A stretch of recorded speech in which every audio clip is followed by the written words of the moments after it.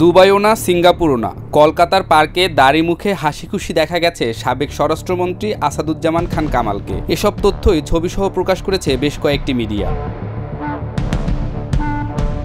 আসাদুজ্জামান খান কামাল গ্রেপ্তার হবেন নাকি দেশ ছেড়ে পালিয়ে গেছেন?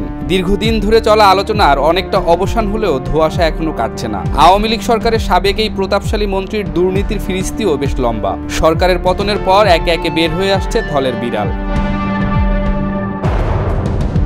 সম্প্রতি জাতীয় গণমাধ্যমে কামাল সহ আরও কয়েকজন আওয়ামী লীগ নেতাদের কলকাতার একটি পার্কে দেখা গেছে বলে খবর প্রকাশিত হয়েছে।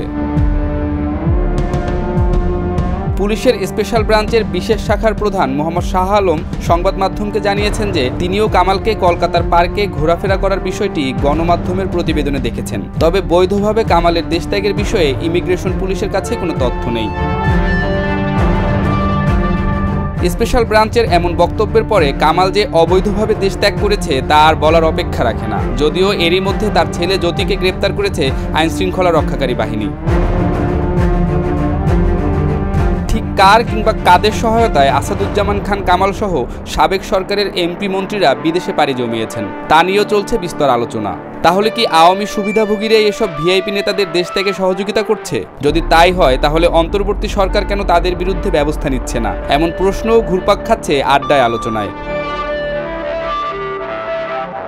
ভারত সীমান্তে বাংলাদেশের সার্বিক পরিস্থিতি বিবেচনায় বেশ তৎপর অবস্থানে রয়েছে বিএসএফ। দেশের এমন অস্থিতিশীল পরিস্থিতিতে বিজিবির চোখ ফাঁকি দিয়ে সীমান্ত অতিক্রম করলেও কেন বিএসএফ তাদের গ্রেপ্তার করেনি? কিভাবে কামাল কলকাতায় পৌঁছালেন? জনমনে এমন প্রশ্ন উঠলেও দায়িত্বশীলরা এসব বিষয় নিয়ে একটি বাক্য খরচ না করায় রহস্যের জট খুলছে না কিছুতেই।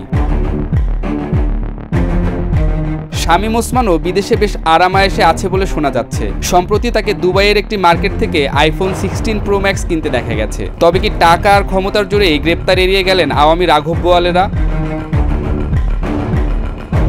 ছাত্র জনতার উপর দমন নিপীড়নে অগ্রণী ভূমিকায় থাকা আরাফাতের অবস্থান নিয়েও রয়েছে ধোঁয়াশা। চিহ্নিত অপরাধীদের গ্রেপ্তার করতে না পারাটা দেশের আইন শৃঙ্খলা পরিস্থিতির অবনতিকেই উপস্থাপন করছে বলেও সামাজিক যোগাযোগ মাধ্যমে চলছে নেটিজেনদের আলোচনা সমালোচনা। রাইসুল নয়ন, নাগরিক।